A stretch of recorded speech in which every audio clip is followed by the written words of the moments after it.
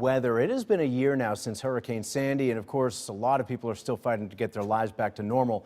One community in East Haven is cutting some ribbon this morning. News 8's Josh Scheinblum is live there with what's going on. Hey, Josh.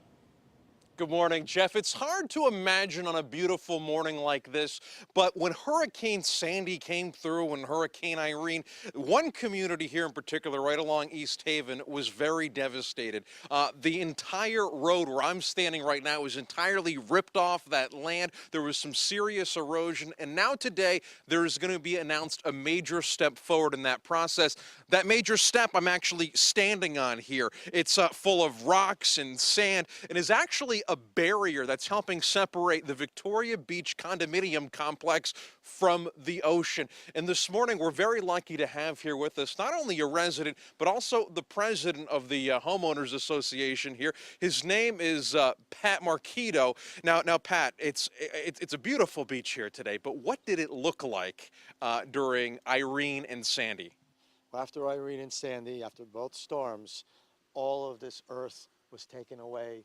We had no grass. It was eroded right up to the buildings. We had stairways hanging in midair, pulling on the buildings. We had to actually remove 2 stairways off of the building. It was just a mess.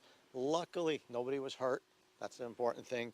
And we had no really structured damage to our buildings. We just had a lot of erosion that's very expensive to repair. Well, fast forward 1 year, you guys are marking a major milestone here today, not just in terms of recovery, but in terms of safety. How is this new wall going to keep people safe?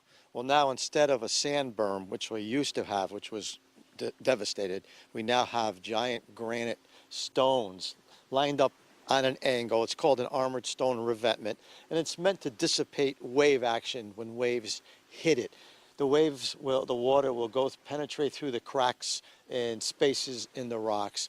It's angled, so it's not like a vertical wall where the power of a wave will hit the wall and go straight up and destroy whatever's above it. This will be absorbed by the stones and sent back to the sea. Well, Pat, thank you very much for joining us here this morning. Now, if you'd like to check out the ribbon cutting, it's open to the public and starting at 11 o'clock this morning right here on the shore. For now, we are live in East Haven. Josh Scheinblum, News 8.